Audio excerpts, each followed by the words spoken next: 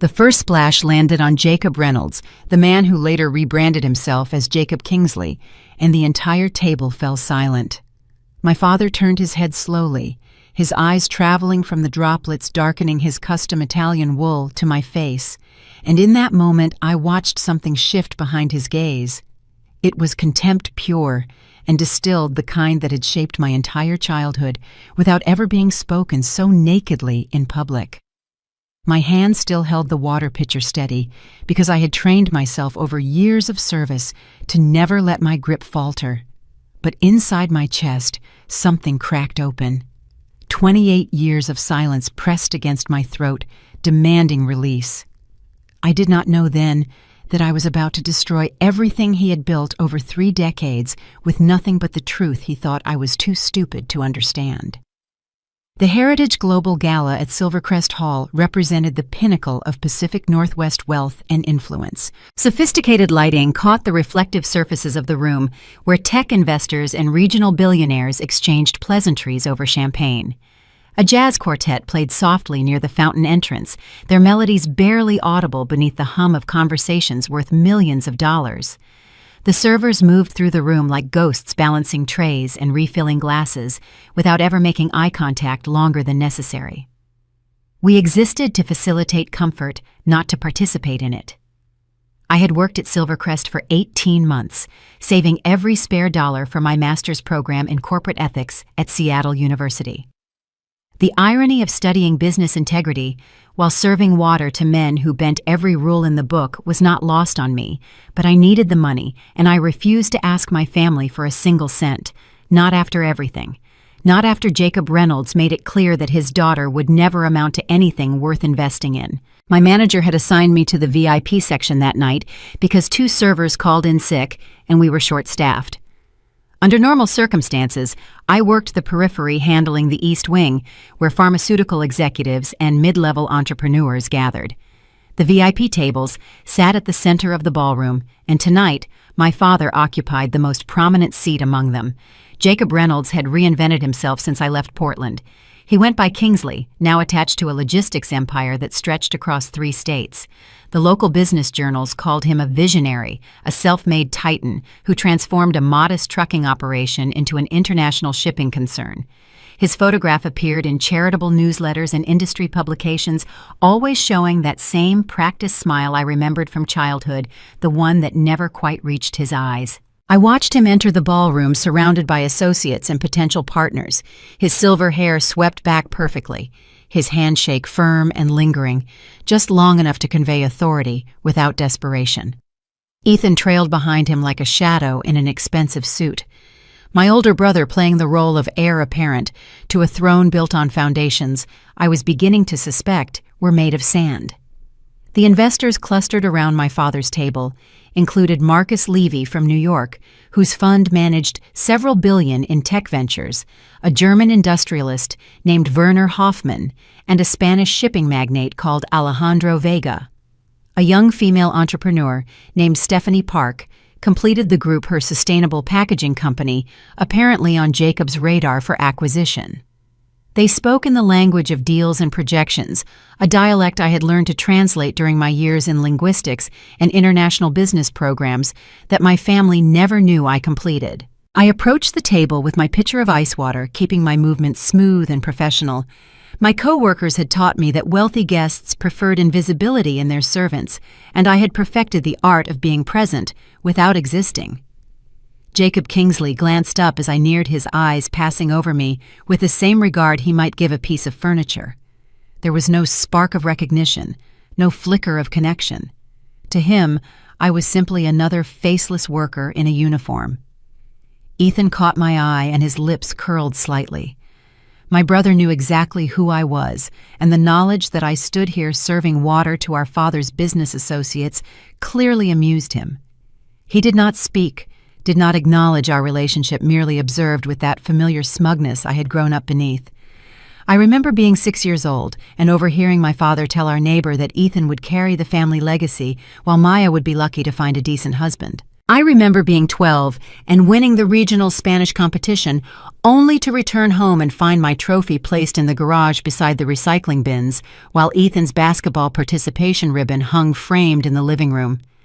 I remember being 16 and working 2 jobs after school so I could afford SAT prep books because my father refused to pay for anything he deemed unnecessary for a girl who would never need a college degree. Those memories played through my mind as I poured water for Stephanie Park, then moved to Marcus Levy, then Werner Hoffman. Each pour was measured precise, invisible. I reached for Jacob's glass and he shifted suddenly, gesturing broadly to emphasize some point about market expansion, and his elbow connected with my forearm. The water splashed across his sleeve. A few drops landed on the tablecloth. The conversation died, instantly silenced by the wet droplets. Jacob looked at the wet fabric, then lifted his gaze to meet mine for the first time that evening. His expression shifted from surprise to recognition to something darker and more familiar. "Well," he said loud enough for the entire table to hear, "this is exactly why I never encouraged my daughter to pursue anything beyond basic employment. She cannot even pour water correctly." The silence deepened. I felt every eye at the table turning toward me, reassessing, categorizing. The waitress who had just spilled water on one of the evening's most prominent guests was apparently also his daughter. The social calculus shifted visibly across their faces. "An uneducated waitress," Jacob Kingsley continued, warming to his audience. "This is what happens when children refuse to follow sensible guidance. They end up serving drinks to the people they should have been networking with." Ethan laughed, a small sound that carried poisonous familiarity. Werner Hoffman looked uncomfortable. Alejandro Vega studied his napkin. Stephanie Park watched me with an expression I could not quite read. "Useless," Jacob said, shaking his head. "Absolutely useless. Low-class behavior from someone who should know better." The words landed like physical blows, each one striking a wound I had spent years trying to heal. I stood frozen, the pitcher growing heavy in my hands, feeling myself shrink back into the silent child who had learned that speaking up only brought more criticism, more dismissal, more evidence of her fundamental inadequacy. But something else stirred beneath the old shame. Something that had been building for years through late nights, studying German grammar and Mandarin characters, through double shifts at the bakery and the bookstore, through graduation ceremonies where I walked alone because no one from my family bothered to attend. The fear that had governed my relationship with this man began to transform into something else entirely. I set the water pitcher down on the table. The movement was quiet but deliberate, and it drew attention precisely because it deviated from the expected script of a humiliated servant retreating. "Are you sure you want me to respond to that?" I asked. My voice did not shake. The words came out clear and measured, carrying across the table like a different kind of splash, one that wet everyone present with unexpected possibility. Jacob's eyebrows rose. He was not accustomed to challenges, certainly not from me, and not in front of people whose respect he desperately needed to maintain. The German investor leaned forward slightly. The Spanish magnate set down his wine glass. Stephanie Park tilted her head with unmistakable interest. I felt the weight of 28 years pressing against my chest, demanding release, demanding acknowledgement, demanding that I finally speak the truth I had been carrying in silence. My father had built an empire on the assumption that no one would ever question him, that his daughter would remain forever small and invisible and compliant. He was about to discover how wrong he had been.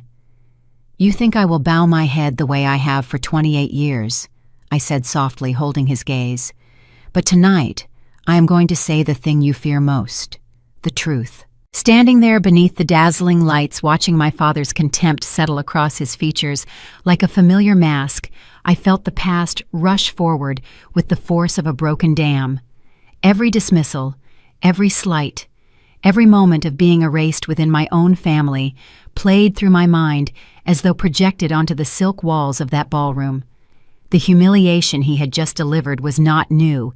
It was simply the public performance of a dynamic that had shaped my entire existence. My family lived in a working-class neighborhood on the east side of Portland, Oregon, where the houses sat close together and the neighbors knew everyone's business before breakfast. Our home was always tidy because my mother cleaned obsessively, channeling her anxieties into spotless floors and organized cupboards. The atmosphere inside those walls, however, carried a perpetual tension that no amount of dusting could address. Jacob Reynolds spoke with the authority of someone who believed his opinions were natural law. His voice filled every room he entered, deciding matters large and small without consultation or compromise. When he declared that Ethan would attend business camp while I would stay home to help with household chores, the decisions simply existed, immutable as weather. "Maya does not have the temperament for leadership," he told my mother once while I sat at the kitchen table pretending to focus on homework. "She is too quiet, too uncertain. Ethan has the fire." I learned early that fire in our family meant something specific: aggression, confidence, the willingness to dominate conversations and dismiss opposing views. I possessed none of these qualities, preferring to observe rather than announce, to consider rather than conclude. In my father's taxonomy of human value, this made me fundamentally defective. The neighborhood reinforced his assessment. During summer barbecues and holiday gatherings, adults would cluster around Ethan asking about his sports achievements and his plans for the future. They called him sharp and destined for great things. When they addressed me at all, the compliment was always the same: "Such a sweet girl, so well behaved, so helpful to her mother." Helpful. The word became a cage. By age 10, I was responsible for watching younger cousins at family events, for clearing tables and washing dishes, while Ethan played video games with the other boys. By 12, I spent my summers doing laundry and yard work, while my brother attended junior leadership programs funded by our father's business connections. My mother existed in a space of perpetual accommodation. Eliza Reynolds loved her children. I never doubted that. But she had surrendered her voice somewhere in the early years of her marriage and never quite recovered it. When I showed her my first poetry attempts, she smiled sadly and tucked the papers into a drawer where my father would not find them. When I begged to attend language camp instead of helping Aunt Ruth with her daycare, my mother simply shook her head. "Your father would not approve," she said. And that was the end of every conversation.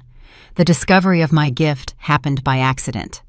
I was 11, flipping through television channels while my parents argued in the kitchen about something I no longer remembered, and I landed on a Spanish language learning program. The sounds captivated me immediately, musical and rhythmic in ways English never seemed to be. I watched the entire episode, then snuck the remote back to its place before anyone noticed. Within a week, I had memorized basic greetings. Within a month, I was checking out Spanish books from the school library, hiding them beneath my assigned reading so no one would ask questions. The language became my secret world, a space where I could grow without permission, without scrutiny, without the constant reminder that I was less than. My 8th grade Spanish teacher noticed my ability before anyone in my family did. Mrs. Rodriguez kept me after class one afternoon and asked where I had learned to conjugate verbs with such accuracy. "Television," I admitted, "and the library." She studied me for a long moment, then wrote something on a slip of paper and handed it to me. It was information about a regional language competition, one that offered small scholarships to the winners. "You have a gift," Mrs. Rodriguez said. "Do not let anyone convince you otherwise." I entered the competition without telling my parents, forged my mother's signature on the permission slip, and won 2nd place against students from schools with actual language programs.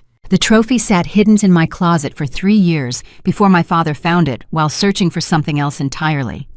"What is this nonsense?" he demanded, holding up the small golden figure as though it carried disease. "A language competition," I said. "From middle school." "Waste of time." He dropped it back into the closet. "Focus on practical skills. Languages will not pay your bills." That trophy disappeared 2 days later. I never learned whether he threw it away or simply moved it somewhere I would not find it. The distance between Ethan and me widened throughout high school. My brother received a car for his 16th birthday, used but functional, allowing him to attend networking events and business workshops across the city. I rode my bicycle 3 miles to participate in the debate club because the bus schedule did not accommodate after-school activities. When I brought home straight A report cards, my father glanced at them briefly and returned to his newspaper. When Ethan scraped by with C averages but charmed his way onto the Junior Chamber of Commerce Youth Board, my father threw a celebration dinner at the nicest restaurant in our neighborhood. "Ethan understands what matters," Jacob announced over steak and baked potatoes. "Connections, relationships, the practical side of success." I sat silent, pushing food around my plate, understanding finally and completely that academic achievement meant nothing in our household. My father had decided long ago that I would amount to nothing significant, and he interpreted every piece of evidence through that lens, discarding anything that contradicted his conclusion. The acceptance letter from the linguistics program arrived during my senior year, along with a partial scholarship that would cover most of my tuition. I had applied in secret using the school counselor's office to submit materials and a friend's address for correspondence. When I finally told my parents, hoping perhaps that concrete success might shift their perspective, my father's response crystallized everything I had always suspected. "You think you can survive in that world?" he asked, not even looking up from his television. "You will drop out within a semester. Save yourself the embarrassment." Ethan smirked from the couch. My mother said nothing. I moved out 3 weeks later with 2 suitcases and $400 saved from my part-time job at the bakery. The last words my father spoke to me before I left were not encouraging or affectionate. They were a prediction. "You will come crawling back," he said. "They always do." Standing now in this ballroom at Silvercrest Hall, watching his face flush with anger and confusion as I refused to cower before his public cruelty, I understood finally what all those years had been building toward. He still saw me as the silent child he could dismiss without consequence. He still believed I was the girl who would accept humiliation rather than risk conflict. I had lived an entire life within his shadow, had struggled and scraped and rebuilt myself from nothing while he was busy not noticing. And now before the wealthiest and most powerful people in Seattle, he was about to meet the woman he never knew I had become. "You spent my whole life telling me I was nothing," I said, my voice steady in the electric silence. "But tonight, in front of everyone you are trying so hard to impress, you are about to discover exactly how wrong you were." I had walked away from the house with 2 suitcases and a final prediction ringing in my ears. "You will come crawling back." That prediction, whispered by my father as I left Portland, became the silent engine of my life. The choice to leave was the choice to bet on myself, and I intended to win that bet through sheer, unrelenting effort. My first apartment was a converted garage behind a retired schoolteacher's house in southeast Portland. The space measured barely 300 square feet, contained a hot plate instead of a stove, and required crossing the backyard to access the only bathroom. I loved it with a ferocity that surprised me. For the first time in my life, every inch of territory belonged to me alone. The linguistics program at Portland State challenged me in ways high school never had. My professors expected rigorous analysis, clear argumentation, and original thinking. They criticized my work relentlessly and praised my improvements with equal intensity. In their classrooms, I learned that intelligence was not a fixed quantity, but a practice that strengthened through effort. I survived those first semesters on minimal sleep and strategic meal planning. My mornings began at the campus library, where I could study without paying for heat. Afternoons meant classes and discussion sections. Evenings I spent at the bakery where I had worked throughout high school, now promoted to closing shift manager. Weekends brought additional hours at a used bookstore near the university where the owner let me read during slow periods. The money was never enough. I found satisfaction in resourcefulness rather than comfort. I discovered that the campus food pantry could supplement grocery expenses and that the library kept a list of obscure scholarships. During my second year, I started learning German. A classmate from Berlin offered a language exchange in return for my help with her English essays. Within months, I was reading Goethe in the original, surprised to discover that the grammar made logical sense once I stopped expecting it to behave like English. The decision to add a second major came after a conversation with my academic advisor. She reviewed my transcripts and asked why I had not considered international business. "Your language skills give you an enormous advantage," she said. "Companies need people who can negotiate across cultures." "I cannot afford additional semesters," I admitted. She smiled and pulled out a folder of scholarship applications. "Let me tell you about some opportunities you may have missed." The International Business Program brought new challenges and new friendships.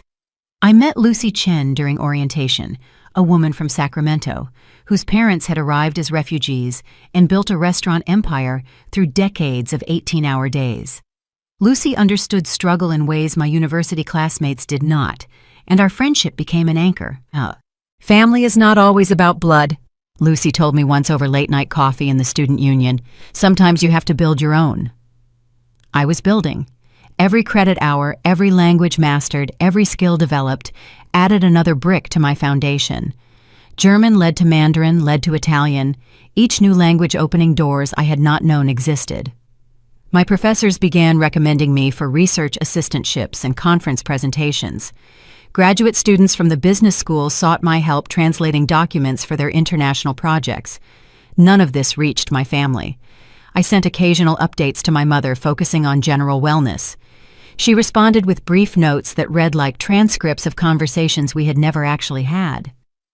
Ethan blocked me on social media after I declined his request to help him write a college application essay. My father, as far as I knew, never asked about me at all. The graduation ceremony for my double degree fell on a rainy May afternoon. I walked across the stage alone, accepted my diploma.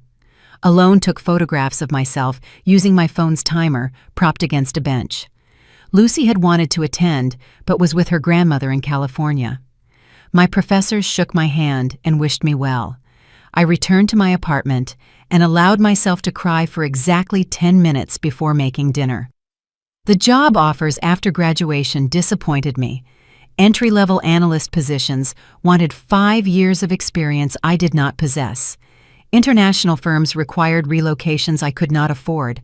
I took a position at Silvercrest Hall because the salary was consistent, the hours were flexible, and the tips could fund the remainder of my student loans. My father would have called it proof of his predictions. I called it strategy. The work itself held unexpected education. I learned to read body language, identify hierarchy through seating arrangements, and recognize power dynamics through subtle cues. The wealthy guests who passed through Silvercrest represented a masterclass in influence, and I studied them with the same intensity I had once applied to verb conjugations. I watched men like my father perform confidence they had not earned. I listened to their conversations in German, Spanish, and Mandarin, understanding discussions they assumed were private, absorbing information about deals and disputes. My co-workers noticed my languages eventually. Word spread quietly through the staff that Maya in events could translate for difficult guests. My managers began assigning me to tables where communication challenges might arise. I never volunteered the information, simply allowed my abilities to emerge when useful. The skills felt like armor. Each language represented another layer of protection. I could never be dismissed as ignorant when I understood more than anyone suspected. When I learned that Jacob Reynolds had rebranded himself as Kingsley and would be attending the Heritage Global Gala at Silvercrest Hall, all those years of preparation suddenly had a destination. My father had built his empire, assuming that no one close enough to see his methods would ever have the power to challenge them. He had not counted on his invisible daughter spending a decade preparing for exactly this moment. I looked at my reflection in the staff room mirror, adjusting my uniform, checking my composure. The woman looking back had 2 degrees, 5 languages, and a lifetime of observations. Tonight, for the first time, we would meet as equals, and he had no idea.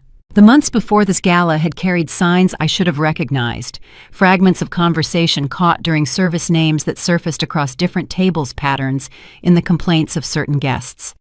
The universe was assembling evidence in front of me while I focused on survival and student loan payments, too tired after double shifts to piece together what I was hearing.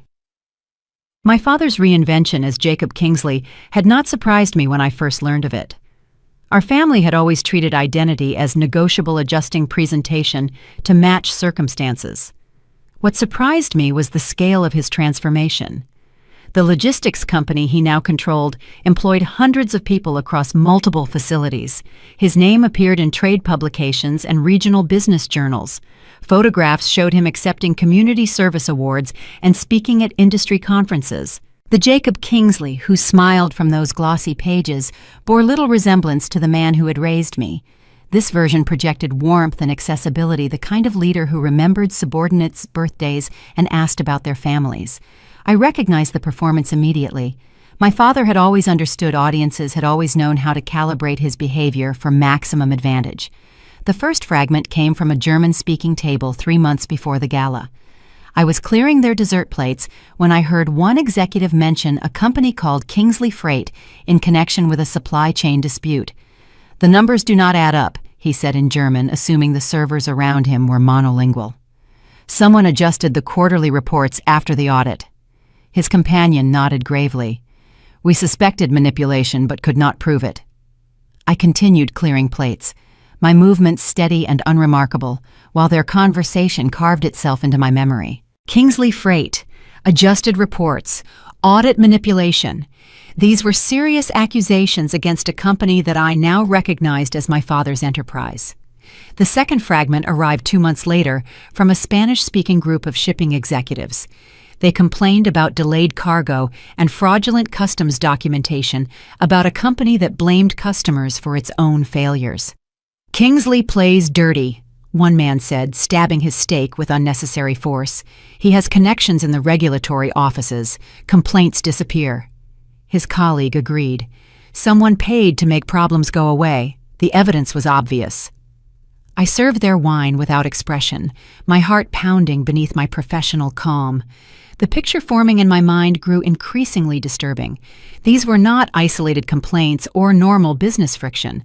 Multiple sources speaking languages they assumed I could not understand were describing patterns of fraud. The third fragment came from a Japanese businessman who left his phone at the table. I was returning it when the screen lit with an email preview that I could not help but read. The subject line mentioned Kingsley Freight and discrepancies in shipping manifests. The preview text contained enough detail to suggest formal investigation. I handed the phone back with practiced politeness. The man thanked me and studied my face for a moment longer than necessary, perhaps wondering whether I had understood what he was seeing. I kept my expression neutral and returned to my station. None of this was my concern. I had severed ties with my family and had built an existence completely separate from their drama. Whatever Jacob Kingsley was doing with his company belonged to his world, not mine. I repeated this to myself constantly during those months, trying to maintain the boundaries I had constructed so carefully. But the information kept finding me. Conversations in German about falsified export documents, discussions in Spanish about payoffs to customs officials, complaints in Mandarin about cargo that never arrived despite records showing delivery. Each fragment connected to the others, building a mosaic of corporate misconduct centered on my father's enterprise. I shared none of this with anyone. Lucy was in California, dealing with family obligations. My coworkers at Silvercrest knew nothing about my background or abilities. The isolation felt protective at first, then suffocating. I was carrying knowledge I had never asked for about a man I had spent years trying to escape. The gala invitation arrived in staff mailboxes with the usual details about scheduling and dress code. Heritage Global Gala, the premier event of the Seattle business season, attended by everyone who mattered in regional commerce. I scanned the guest list and felt my stomach drop. Jacob Kingsley appeared near the top, listed as a featured attendee and potential honoree for his contributions to Pacific Northwest industry. The irony was almost unbearable. The man whose fraudulent practices I had been inadvertently documenting for months would be celebrated that evening among the very investors he had deceived. My manager informed me that I would be covering the VIP section due to staffing shortages, the tables where Kingsley would be seated, the heart of the evening's most important conversations, the precise location where all my accumulated knowledge would become most relevant. I considered calling in sick. I considered requesting reassignment. I considered revealing my connection to Kingsley and letting human resources handle the conflict of interest. Each option would have protected me from confrontation, would have maintained the careful distance I had constructed between my past and present selves. Instead, I accepted the assignment. Perhaps I wanted to see him in his natural habitat, performing success for audiences who did not know what I knew. Perhaps I needed to confirm that the fragments I had collected were real, that my father was indeed the fraud I suspected him to be. Perhaps some part of me that had been silenced for 28 years wanted finally to stand in the same room with him and refused to be invisible. The evening of the gala, I dressed in my uniform with unusual care, making certain every element was perfect. My hair was secured neatly, my shoes were polished, my posture was straight. I looked at myself in the mirror and saw not a waitress, but a woman who had spent a decade preparing for something she had not known was coming. The ballroom shimmered with wealth and ambition, champagne flowed, conversation hummed. The powerful and privileged circulated through their established patterns, acknowledging each other's importance, performing for each other's benefit.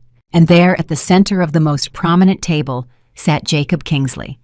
My father, surrounded by the investors he needed to impress. Speaking languages he assumed no one serving his water could understand. He did not know what I knew. He did not know who I had become.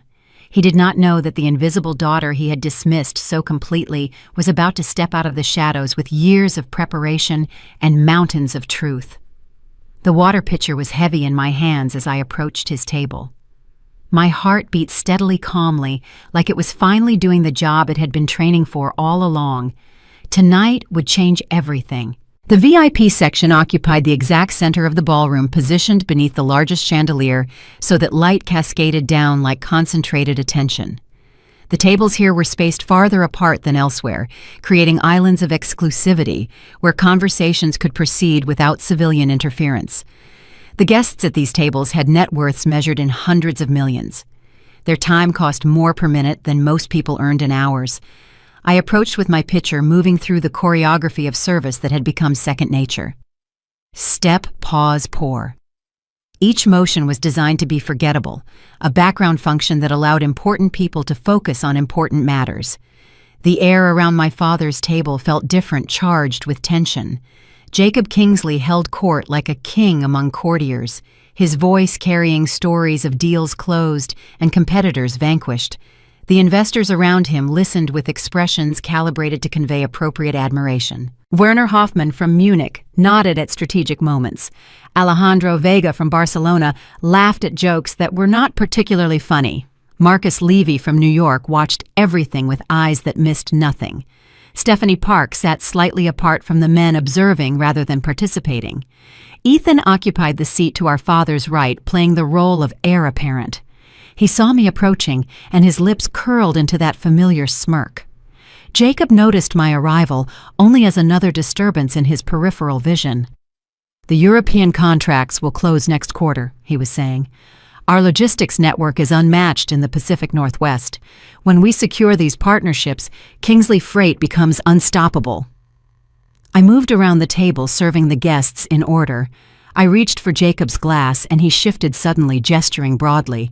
His elbow connected with my forearm, and the pitcher tilted. The cold water hit his custom Italian wool jacket. The conversation died instantly. Jacob looked down at his sleeve, then lifted his gaze to mine. The expression shifted from surprise to the familiar darkening contempt that always preceded a verbal storm. "Well," he said loud enough for the entire table to hear, "this is exactly why I never encouraged my daughter to pursue anything beyond basic employment. She cannot even pour water correctly." The silence deepened. I felt every eye turning toward me, reassessing, categorizing. "An uneducated waitress," Jacob continued, warming to his audience. "Useless. Absolutely useless. Low-class behavior from someone who should know better." Ethan laughed. The words landed, but the familiar cruelty no longer brought the sting of shame. Instead, the contempt acted like a switch. The internal mechanism that governed my fear finally snapped, replaced by a cold, steady resolve. The years of silent observation and achievement asserted themselves over the old need to retreat. I was no longer the child who would hide. The fear did not reappear. It simply made room for an undeniable clarity. I set the pitcher down on the table. The movement was quiet but deliberate, a clear deviation from the expected script of retreat. "Are you certain you want me to respond to that?" I asked. My voice came out steady, calm. The words hung in the air between us like a challenge he had not anticipated. Jacob's expression flickered. He was not accustomed to being questioned. His posture adjusted slightly, the body language of a man suddenly uncertain whether he controlled the situation. "Excuse me," he said. "I asked whether you truly want everyone at this table to believe I know nothing." I met his eyes, directly holding his gaze with the same intensity he had used to diminish me. "Because I am happy to demonstrate otherwise." The German investor leaned forward. The Spanish shipping magnate set down his wine. Stephanie Park's head tilted with unmistakable interest. Marcus Levy's expression shifted to active engagement. I had spent my entire life being silenced in rooms full of people who assumed they were more important than me. Tonight I would let them discover what happens when the invisible person in the room knows more than everyone else. "You think I will bow my head," I said quietly, "the way I have for 28 years, but tonight I am going to say the thing you fear most, the truth." The silence that followed my words stretched like a held breath, expanding to fill the space between the dazzling lights and the polished stone floor. Every person at the table had frozen mid-motion wine glasses, hovering forks suspended, attention locked on the unprecedented scene unfolding before them. Jacob recovered first, summoning the dismissive laugh I remembered from childhood. It was the sound he made when anything challenged his authority, an acoustic weapon designed to minimize and diminish. "You think you have something worth saying." He gestured at my uniform with barely concealed disgust. "Look at yourself. You are serving water at a party where you should be grateful to have employment. Whatever delusions you are entertaining, they are not welcome at this table." I did not flinch. The woman who would have flinched had died somewhere in the years between leaving Portland and standing here tonight, replaced by someone who had learned that knowledge was power and silence was surrender. I turned to Werner Hoffmann and spoke in clear, precise German. "You mentioned earlier this evening that the quarterly reports from Kingsley Freight contained inconsistencies. You were correct. The numbers were adjusted after the initial audit." Werner's face went pale. His eyes darted to Jacob, then back to me, then around the table, as though seeking an explanation for how a waitress had suddenly started speaking his language.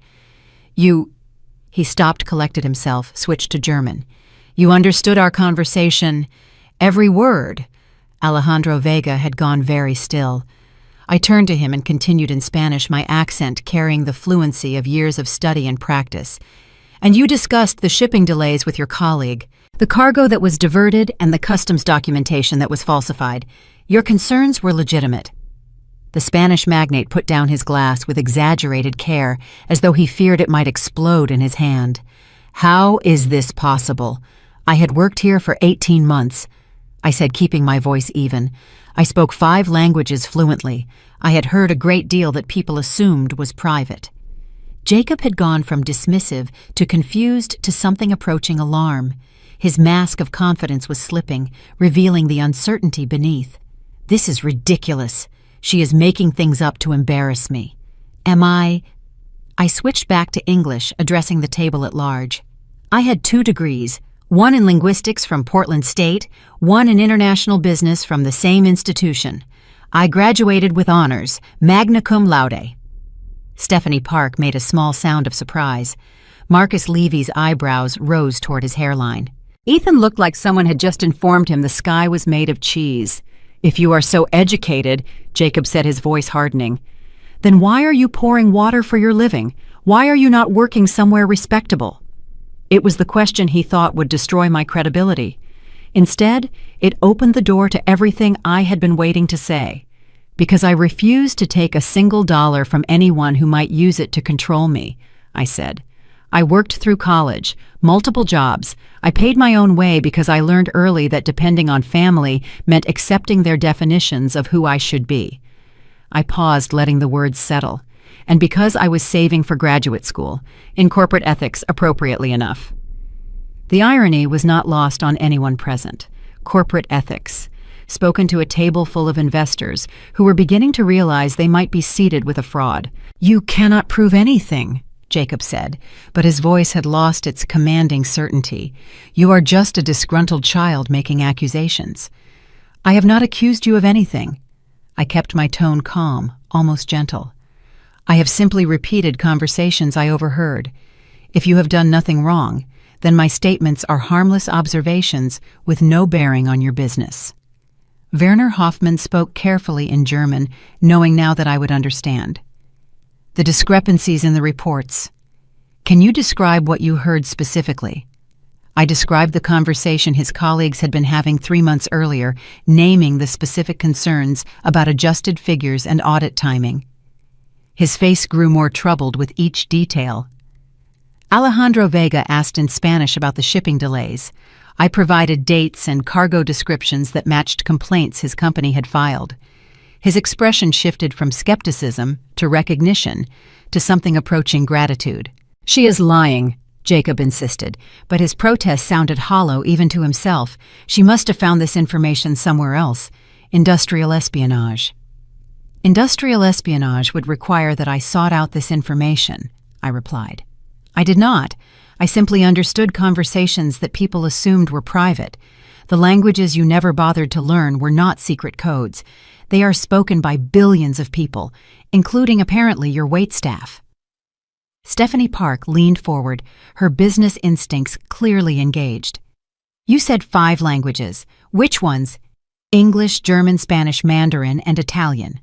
"Prove it," Ethan said suddenly, his voice cracking with desperation. "Say something in Chinese. Prove you are not making this up." I turned to him and spoke in Mandarin, delivering a brief but precise summary of everything I had just said about our father's business practices. The tonal language felt natural on my tongue. When I finished, Marcus Levy spoke for the first time in several minutes. His voice was quiet, but carried the weight of someone accustomed to being heard. "Mr. Kingsley, I believe we need to have a different kind of conversation, one that addresses the concerns this young woman has raised." "She is my daughter," Jacob said, the admission forced out like a confession. "She is biased. She has always resented our family's success." "That may be," Marcus replied, "but her bias does not automatically make her wrong, and the specificity of her claims suggests she is not simply inventing grievances." Werner Hoffmann nodded. "I would like to see the original audit reports, the ones before any adjustments were made." Alejandro Vega agreed. "And I want documentation on those shipping delays, the real documentation, not the summaries provided to us." Jacob's face had gone from flushed to pale, the color draining like water from a cracked vessel. He looked at me with an expression I had never seen before, one that combined recognition and fear in equal measure.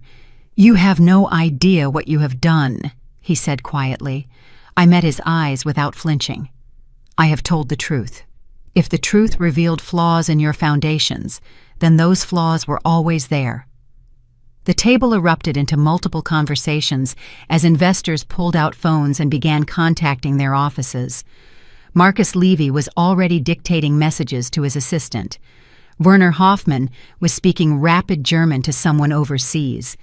Alejandro Vega had moved away from the table entirely, his face grim as he listened to whoever was on the other end of his call. Jacob sat alone in the middle of his own celebration, surrounded by people who were suddenly very interested in verifying everything he had ever told them. I stepped back from the table, my role in the immediate drama concluded. The information I had provided was out there now. Whatever happened next would unfold according to its own logic. But I knew one thing with absolute certainty as I watched my father's world begin to crumble around him. He had spent 28 years telling me I was nothing. Tonight I had proven them all wrong, and this was only the beginning. The ballroom had transformed into something resembling a crisis response center. Investors clustered in urgent conversations, phones pressed to ears, faces grave with the implications of what they were discovering. The jazz quartet played on obliviously, their elegant melodies providing surreal accompaniment to the collapse of a reputation that had taken decades to construct. I stood near the service station watching without interfering, my heart rate gradually returning to normal. The adrenaline that had carried me through the confrontation was fading, leaving behind a strange calm that felt almost like peace. I had said what needed to be said. The rest was beyond my control. Werner Hoffmann approached me first, his bearing formal, but his eyes intense. He spoke in German, perhaps testing whether my earlier demonstration had been a fluke. The conversation you described, my colleagues in Frankfurt, you heard them discussing the audit discrepancies. Yes, they mentioned specific figures that did not match the projections your office had received. And you can recall these numbers. I provided them. His expression shifted from skeptical to troubled. Those are accurate. We will need to conduct our own investigation, a full forensic audit. Alejandro Vega appeared beside Werner, his Spanish rapid with agitation. The shipping delays you mentioned, the cargo that went missing last December, you knew about those specific incidents. I described the conversation I had heard, naming the ports involved and the explanations provided versus what his employees suspected. His face darkened with each detail. We filed complaints, he said. They were dismissed as unsubstantiated. Perhaps they will receive different considerations now. Marcus Levy had finished his phone calls and approached with the measured confidence of someone accustomed to commanding attention. He spoke quietly, his words meant only for me. You are not simply a disgruntled employee with a grudge. Is your educational background legitimate? Completely. I can provide transcripts. He studied me for a long moment. Your father has been cultivating this investment relationship for 2 years, and you chose tonight of all nights to reveal this information. He chose to humiliate me in front of everyone he wanted to impress. I simply responded with the only weapon I had available, the truth. Marcus nodded, something approaching respect, entering his expression. That may be the most honest thing anyone has said to me this evening. Across the room, Jacob remained at his table like a captain, refusing to abandon a sinking ship. Ethan had disappeared somewhere, perhaps seeking reinforcement.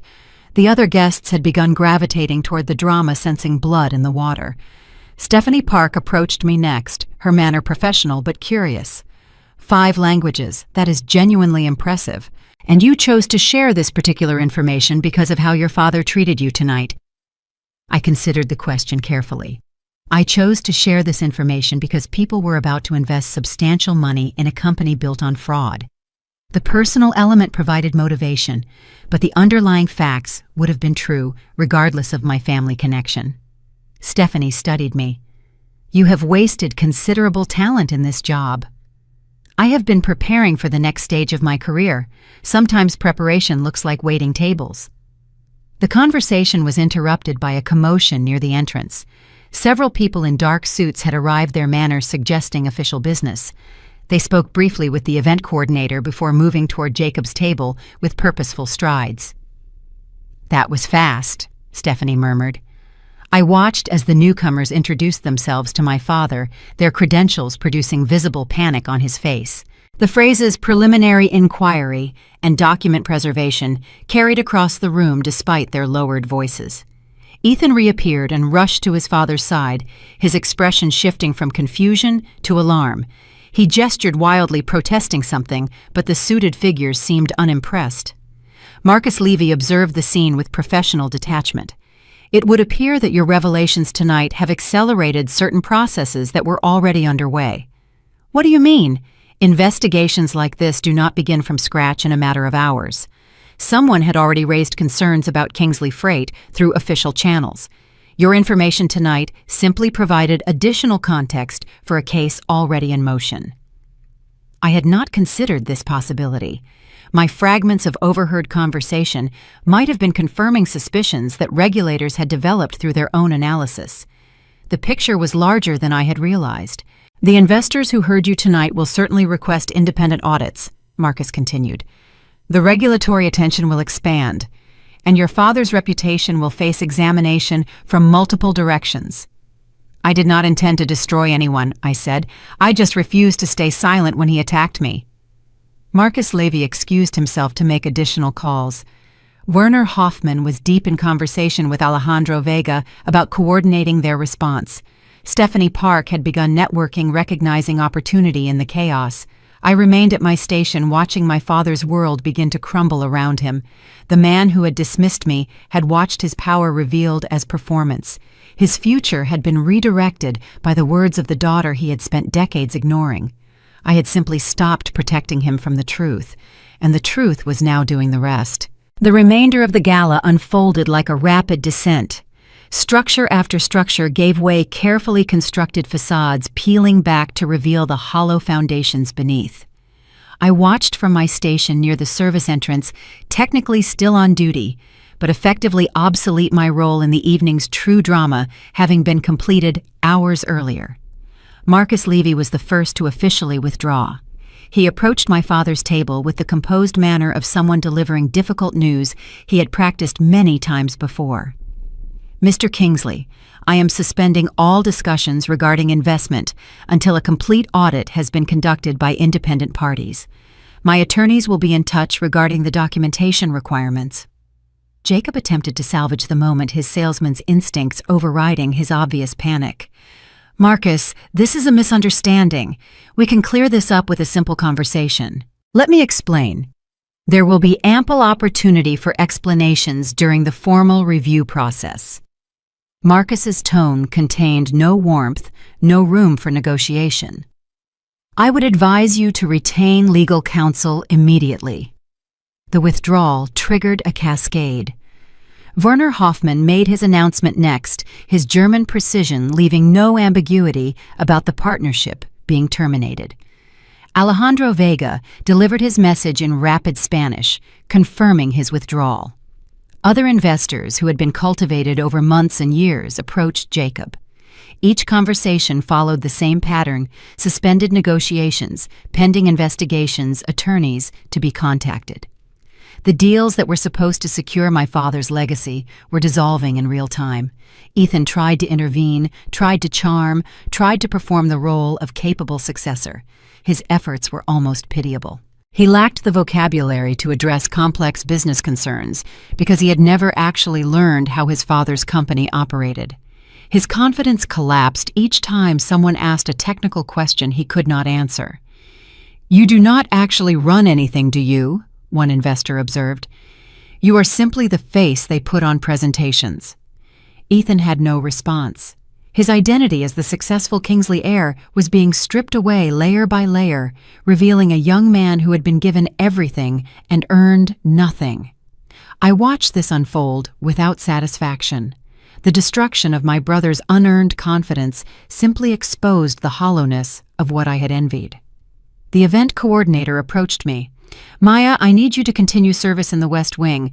We are trying to maintain some appearance of normalcy for the other guests." Of course. I picked up a fresh pitcher and returned to work, moving through tables of wealthy strangers who had come for an evening of networking and found themselves witnesses to corporate upheaval. Their conversations buzzed with speculation and gossip. "Did you hear what happened at the Kingsley table? Apparently, his daughter works here, as a waitress. She spoke 5 languages, caught him in lies he did not know she understood. Regulatory people showed up within hours. Someone must have been building a case already." The story was spreading through the room like ripples in water, each retelling adding layers of drama and implication. By morning, it would be on social media. My father's reputation would be subjected to scrutiny he had never anticipated. The regulatory officials spent over an hour with Jacob before departing with boxes of documents and assurances of follow-up meetings.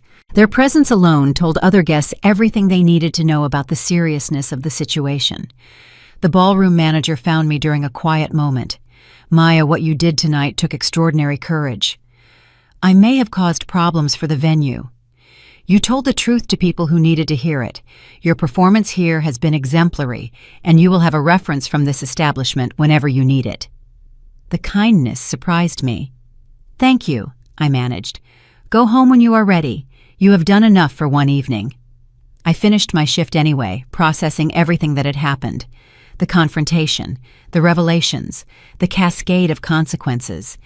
In the span of a few hours, I had transformed from invisible background worker to the central figure in a scandal that would reshape multiple lives. Jacob found me as I was preparing to leave. He had aged visibly since the beginning of the evening, his face lined with stress that no amount of expensive grooming could conceal. "You have destroyed everything," he said. His voice was quiet, almost wondering. I told the truth. If the truth destroyed something, then its foundation was weak. "You had no right. You forfeited any claim to my silence when you humiliated me in front of everyone you wanted to impress."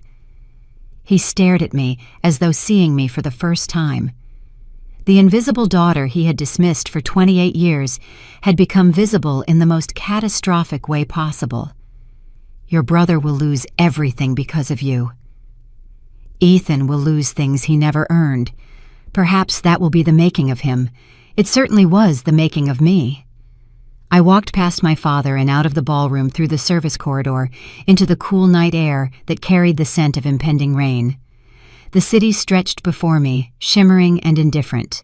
I had done something irreversible tonight. The consequences would ripple outward for months and years. Part of me wanted to feel triumphant, but triumph was not what I felt. Only the strange, empty peace of having finally spoken after a lifetime of enforced silence. The rain began as I reached the bus stop. I stood in it without seeking shelter, letting the water wash away the stress of the evening. Tomorrow would bring new complications, new revelations, new challenges. But tonight, I was simply a woman who had stopped hiding, stopped pretending, stopped accepting the limitations others had tried to impose on her. Tonight, for the first time in my life, I was completely and unapologetically myself. The morning after the gala arrived, gray and relentless, matching my exhausted state perfectly. I had slept perhaps 3 hours, my mind cycling through the events of the previous evening. The confrontation, the revelations, the look on my father's face when he finally understood who I had become. My phone had accumulated notifications overnight, the screen bright with messages and alerts I was not ready to address. I made coffee first, the ritual of grinding beans and heating water providing a temporary anchor in a world that had shifted beneath my feet. The news had traveled fast. My social media accounts, largely dormant for years, showed dozens of friend requests and messages from people I did not recognize. The story had become viral content, a minor sensation in the business press. Waitress confronts wealthy father at gala. Multilingual woman exposes corporate fraud daughter, reveals shipping mogul secrets. The headlines varied, but the core story remained consistent. The exposure felt overwhelming, like standing naked in a crowded room. I had spent years building a private life, and now my face appeared in articles read by thousands. Text messages from Lucy arrived in rapid succession. "Maya, what happened?" "I just saw the video." "5 languages you never told me about Mandarin. Are you okay? Call me when you can." I was not ready to call anyone. The isolation I had cultivated for protection now felt brittle. The email from Silvercrest Hall's Human Resources Department arrived mid-morning, requesting a meeting at my earliest convenience. The formal language suggested consequences I could not predict. I responded with an offer to come in that afternoon, then forced myself to eat breakfast. The meeting with HR proved surprisingly supportive. The ballroom manager attended as well, vouching for my character and work history. "We have received numerous inquiries about the incident," the HR representative explained. "Most have been from media outlets. We will not be providing any statements. Your privacy is important to us." "Thank you. However, we must ask whether you intend to continue in your current position. Given the attention some of our regular guests may find your presence complicated." I understood immediately. Wealthy patrons might not want to be served by someone who had demonstrated the ability to understand their private conversations and the willingness to reveal sensitive information. "I understand," I said. "Perhaps a transition period would be appropriate." "We would like to offer you a reference and 2 months of severance. Your performance here has been exemplary, and these circumstances are beyond the normal scope of employment conflicts." The manager spoke up. "You should know that several guests have asked about you since last night, not with complaints, with interest. A representative from an international consulting firm left her card with specific instructions to forward it to you. The card belonged to someone named Catherine Reyes. The firm specialized in cross-border negotiations and multilingual corporate communications, exactly the kind of work my education had prepared me for. I left Silvercrest Hall with hope. The destruction of my anonymity might open doors that had previously been closed. My phone rang as I reached the bus stop. The caller ID showed a number I did not recognize, but instinct told me to answer. Ms. Sullivan, this is Agent Chen from the Division of Financial Integrity. We would like to speak with you about the information you shared last evening at the Heritage Global Gala. The conversation that followed lasted 20 minutes and concluded with an appointment for a formal interview the following day. The DFI had apparently been investigating Kingsley Freight for months, building a case that remained incomplete. My publicly shared observations had provided additional avenues for inquiry. You are not in any legal jeopardy, Agent Chen assured me. We simply want to understand what you observed and when. I agreed to the interview without hesitation. Ethan called 3 times that afternoon. I let each call go to voicemail, then listened to his increasingly desperate messages. Maya, this is completely insane. You have to tell them you exaggerated. You have to fix this. Dad is losing everything. The investors are pulling out. The regulators are circling. This is your fault. Call me back. We need to talk. You owe me that much. I owed him nothing. Whatever debt might have existed between siblings had been canceled by years of his complicity in our father's contempt. The formal interview at the DFI offices took place in a conference room with 3 investigators and a court reporter. I walked through everything I had observed during my time at Silvercrest: the German executives, the Spanish businessmen, the Japanese client. The investigators asked detailed questions about dates, names, and specific phrases I remembered. My linguistic training proved useful here. What changed last night? The lead investigator asked. My father publicly humiliated me in front of his business associates. He called me uneducated, useless, low class. I realized that remaining silent was another form of accepting his assessment, so I spoke. Your information has been valuable, the lead investigator said finally, and we should mention that Kingsley Freight's board of directors has voted to suspend Jacob Kingsley pending the outcome of a forensic audit. The timeline has accelerated significantly since your public statements. I absorbed this news without any visible reaction. The consequences of my words were accumulating faster than I had imagined. My father's empire was falling. The man who had told me I would never amount to anything was watching his own achievements collapse while the daughter he despised became a central figure in his downfall. This was not revenge. I had simply stopped protecting him from the truth. And the truth, as it turned out, was more powerful than anything he had ever built. The days following my DFI interview brought an avalanche of developments. The story of the gala confrontation had transformed into something larger, amplified by media attention. Business journalists dug into Kingsley Freight's financial records. Regulatory agencies announced expanded investigations. Former employees came forward with additional allegations. I observed these developments from my apartment, fielding calls from reporters and messages from strangers. The exposure was overwhelming. I had spent years cultivating invisibility, and now my face appeared in articles read by thousands. Lucy flew up from California, arriving at my door with groceries. You look terrible, she said as a way of greeting. When did you last eat a real meal? I told her about the DFI interview and the strange sensation of becoming known after years of anonymity. 5 languages, she said, mixing soup that smelled of ginger and chicken. You have been holding out on me. I did not think it mattered. It matters now. What you did at that gala took real courage. Sometimes breaking is the same thing as courage. As I ate, I told her about the consulting firm that contacted me. They specialize in international negotiations, the kind of work I always imagined doing. And you are hesitating because I do not want my career to begin as a footnote to my father's scandal. I want to be hired for my abilities, not my notoriety. Lucy nodded. Your abilities are exactly what got you noticed. The scandal just provided the platform. You spent a decade becoming excellent at something. Now people know about it. Ethan appeared at my apartment that evening, his arrival announced by frantic knocking. He looked worse than I felt, his expensive clothes wrinkled, his composure eroded by stress. "You have to help me," he said without preamble. "Dad is going to lose everything. The board suspended him. The investors are suing. There is talk of criminal charges." "I am aware." "So fix it. Tell them you exaggerated. Tell them you misunderstood." I stepped back from the doorway, keeping distance between us. Lucy watched from the kitchen. "Ethan, I cannot say what I said, and even if I could, it would not matter. The investigation was already underway before the gala. My statements simply accelerated processes that were going to happen regardless." "You do not know that." "The DFI told me directly. They had been building a case for months." He slumped against the wall. "I do not understand any of this.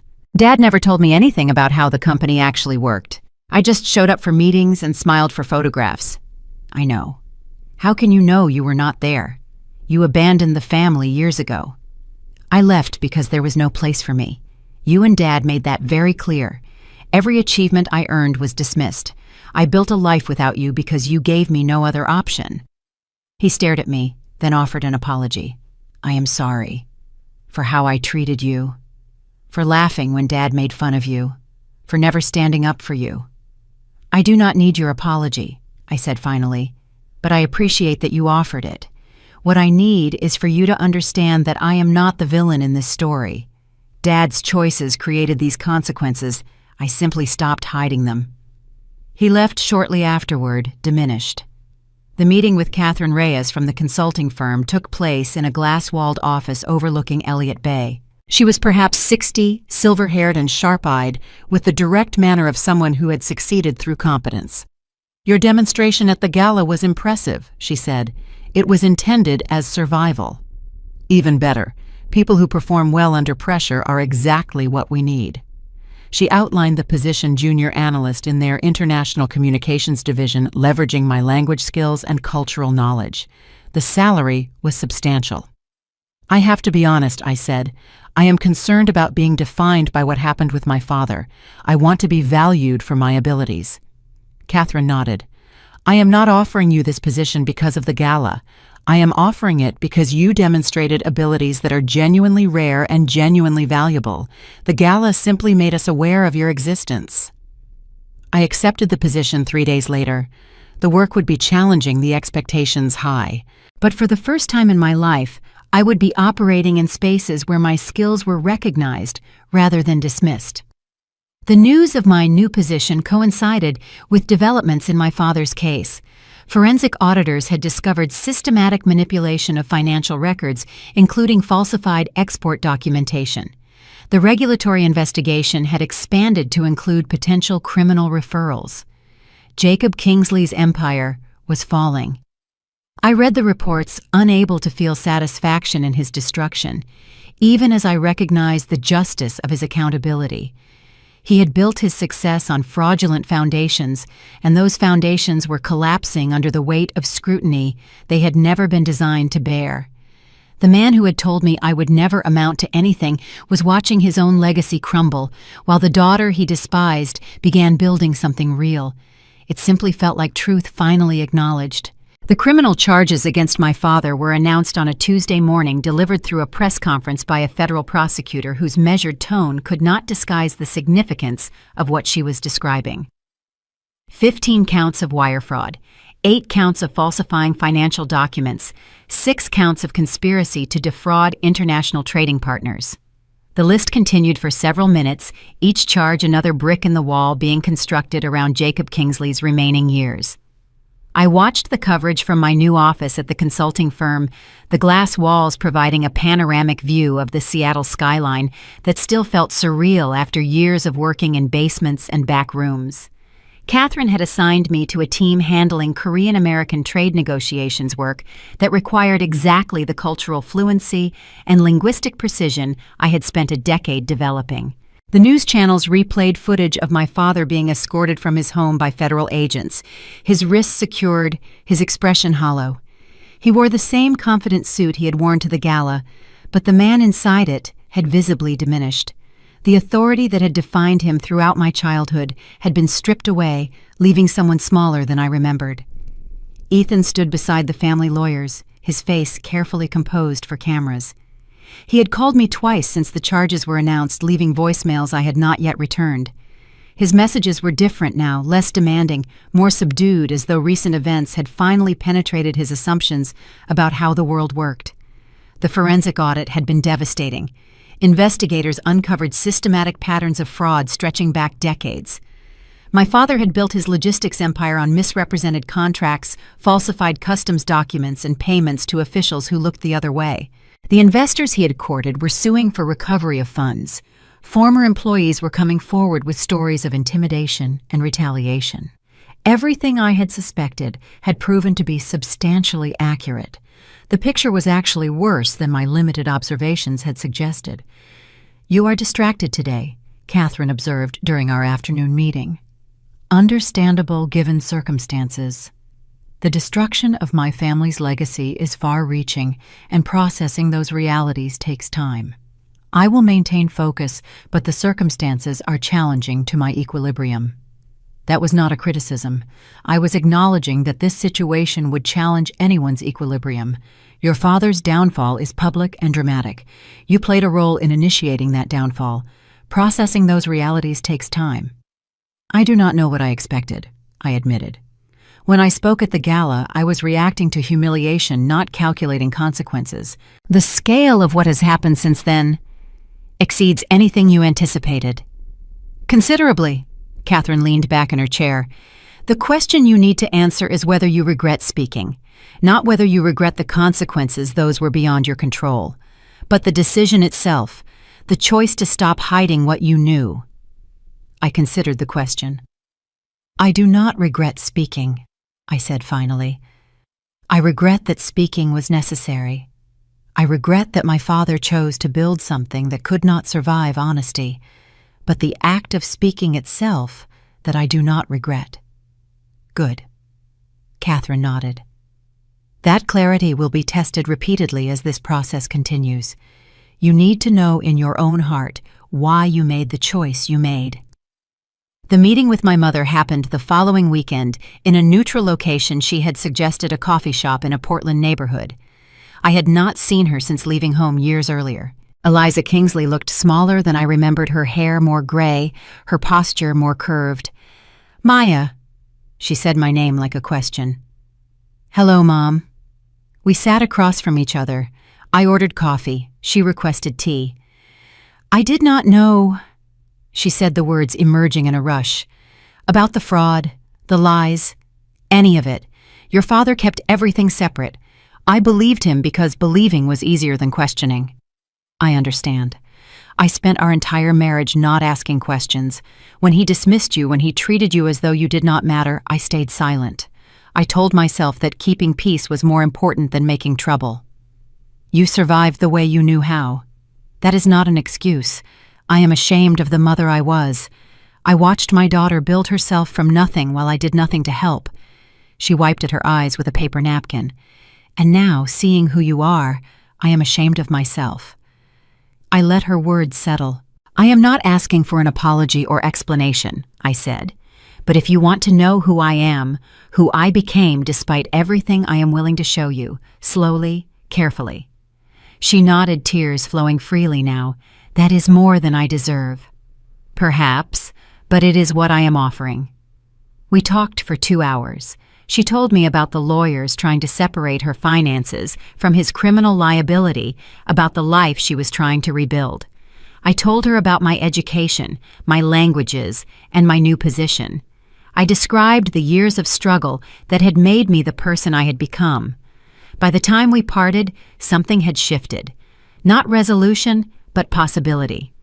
The news that evening confirmed what everyone had expected. My father would face trial on all charges. His legal team had attempted to negotiate a plea agreement, but prosecutors had declined. Jacob Kingsley's empire had not merely fallen. It had been systematically dismantled, every fraudulent brick removed and catalogued. The man who had built it would spend years defending himself against the consequences of his choices, and the daughter he had dismissed as worthless would watch it happen while building something real, something honest, something that could survive the light of scrutiny. That was not revenge. It simply felt like truth, finally given room to exist. The morning of my father's sentencing arrived with unexpected calm. Seattle's gray skies offered neither judgment nor absolution, merely the familiar comfort of Pacific Northwest weather, doing what it had always done. I woke early, made coffee, and allowed myself an hour of quiet reflection before the day demanded attention. The trial had lasted 6 weeks. I had testified twice, providing context for observations I had made during my time at Silvercrest Hall. The prosecutors had treated me with professional respect. The defense attorneys had attempted to portray me as a bitter daughter motivated by family grievances. Neither characterization captured the full truth. My father had been convicted on 12 of the 15 counts against him. The evidence was overwhelming, not merely my testimony, but documents, financial records, statements from former employees, and correspondence that painted a comprehensive picture of decades-long fraud. The forensic accountants had done their work thoroughly. The courthouse was surrounded by the media when I arrived. Catherine had offered to accompany me, but I declined. This was something I needed to do alone. The sentencing hearing proceeded with the formal ritual of criminal justice. Victims provided impact statements. Character witnesses attempted to humanize a man who had been reduced to his worst choices. The judge delivered her sentence with measured gravity. 84 months in federal prison. Restitution in amounts that would likely consume whatever assets remained after civil judgments. Supervised release extending years beyond his potential lifespan. Jacob Kingsley received this news without visible reaction. Whatever he felt in that moment remained hidden behind the mask he had worn throughout his life. I watched him being escorted from the courtroom, his wrists secured, his future determined by choices he had made decades before anyone confronted him with their consequences.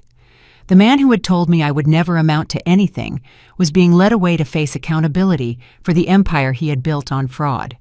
There was no satisfaction in this, no triumph, only the strange, hollow peace of watching something end that should never have existed in the first place. Ethan found me outside the courthouse, his appearance suggesting months of sleepless nights and difficult adjustments.